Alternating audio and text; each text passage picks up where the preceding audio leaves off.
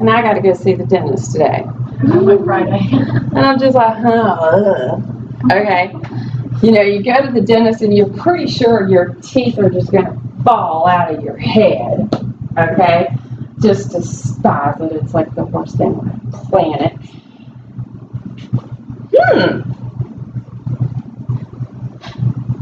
What do you notice? More muscles. Okay, now you're looking into the interior of the tooth. You going to go into dental? Oh, okay. I use it too on nerves. But if we're thinking joint, okay, a joint area, all right? Gum facies, definitely a special type of joint. It means letting a peg fit into the socket. The tooth is the peg. That area, the socket, is what it's fitting into. But now, look at the ligaments that are present, holding that bone in place. Because that's what a tooth is.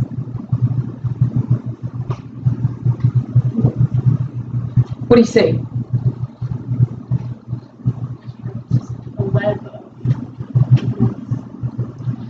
Periodontal ligaments. And look what they do. But now your teeth. Do you get a whole lot of movement with them? Do you get any movement with them? You have a retainer. But even still, you're going to have something. All right, believe it or not, every time you chew, okay, there's just a smidge. Okay, of course, as we get older, yeah, might be a little more difficult. Teeth might get a little bit loose. We know, itty bitty baby, see the child, they got to lose teeth. Okay, now the other thing I think I kind of find cool about this is that term right there. How do you hear that term?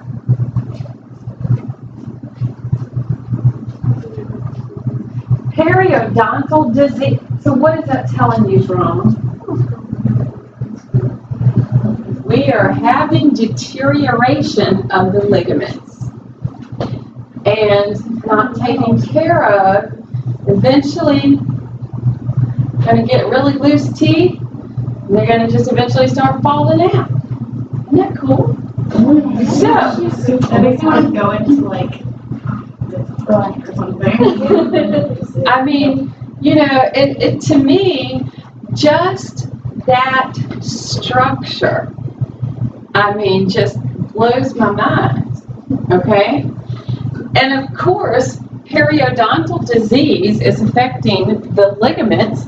It starts out here in the area of the gingiva. Gingivitis, okay, inflammation of the gums, okay? Because if you get inflammation of the gums, that means they're beginning to pull away, and it'll be space where bacteria and so forth can move down into the socket and begin the deterioration. What is tartar? What is it? What makes it up? Your bacteria in your mouth. When you're flossing your teeth, and you get a hold to a piece of that tartar and it flicks out, you just flicked out a whole pile of bacteria from out between your teeth. Now here's something I want y'all to think about.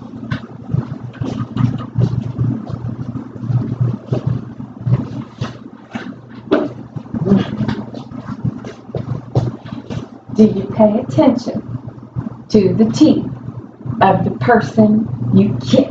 Oh, stop. I do. That's the first thing I noticed about the person. Oh, trust me. Trust me. Come at me with those bad deals. Yeah. No. Because guess what can happen if you kiss them? Their bacteria that's on their bad teeth can get in your mouth and start messing up your teeth. Aren't y'all glad you took my class? You know you love it. I mean, seriously, that is something to think about, okay? And then, what else can go wrong with this bacteria that's building up on the teeth? Just a little side note.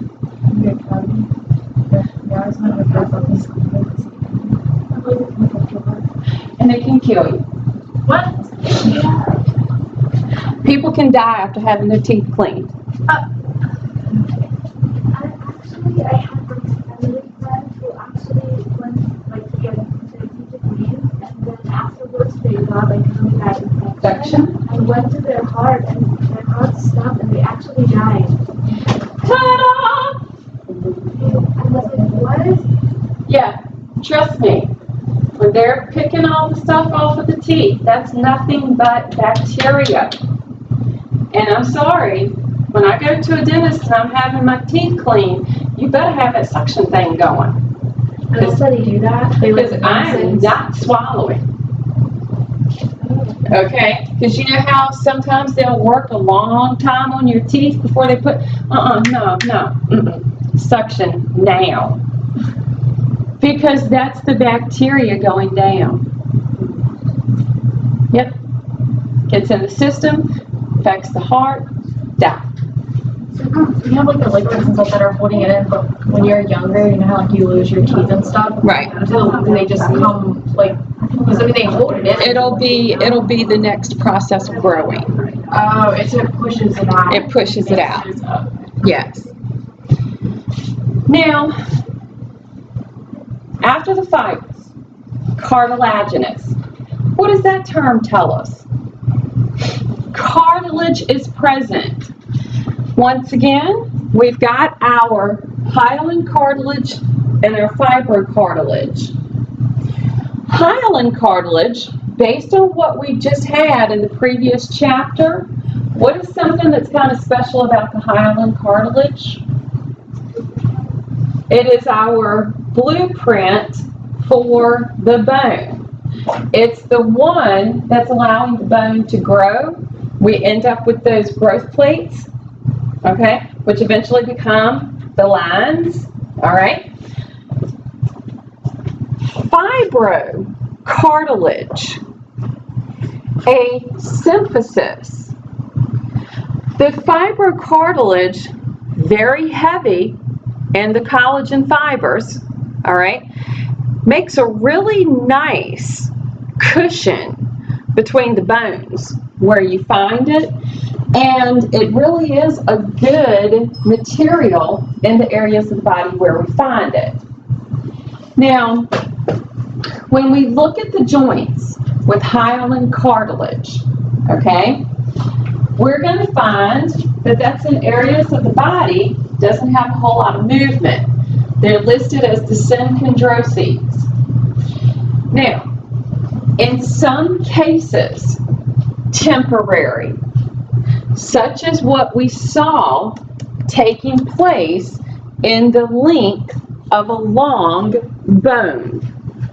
That was only temporary hyaline cartilage because it eventually ossified, closed up, and give us that epiphyseal line. Is that correct? So that is temporary and it ossifies. Okay? But it is considered a hyaline cartilage joint while it's present. If that makes sense? Some of these with the hyaline cartilage are permanent.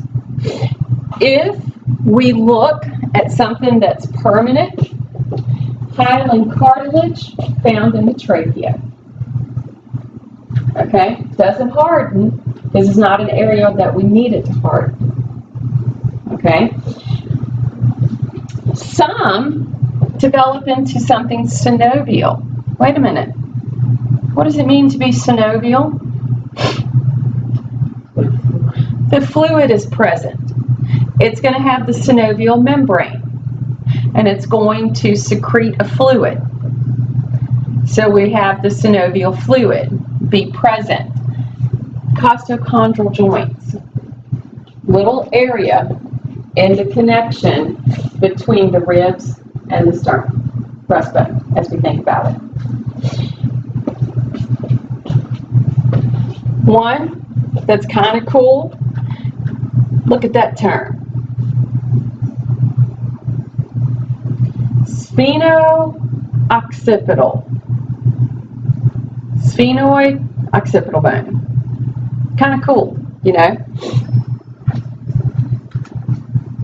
The ones that have the fibro, that really tough cartilage, the fibrocartilage, areas where most likely lots of stress, lots of pressure is present.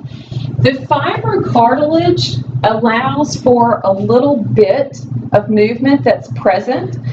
If, for example, we think about the pubic symphysis, okay, between the pubic bones, who was asking me about the birth? What happens is, during pregnancy, the hormones and I guess the weight of the baby, all the ligaments and stuff that are holding this together, they actually begin to weaken.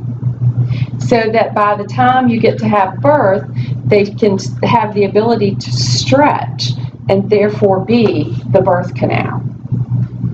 I know, it's kind of cool, isn't it? Chelsea. Okay, but now, the pubic symphysis. Think about this area of the body.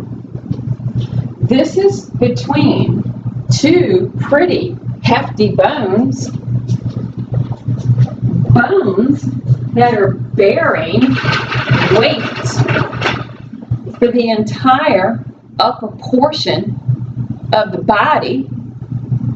We have a slight bit of movement, but not a lot, okay? And that's a huge, thick piece of cartilage. So this is going to be a symphysis. Only a little bit of movement is present, okay? We're going to see that we have a symphysis between the manubrium, the sternum, and basically the body of the sternum, and then the other really cool one, in between the discs, in between the vertebrae. So we've got the discs in between the vertebral bones. That's a huge piece of fibrocartilage. Allows for a little bit of movement. There's actually a lot of control in this vertebra of the back. Yeah, so it's really cool with the fibrocartilage. And then, of course, sometimes it can definitely be damaged. All right, got a friend now. I'm pretty sure that's what's happened to her, and she's gotten. She did her MRI, and I said, and I'm like, okay, on Wednesday, let me know if I'm right or not.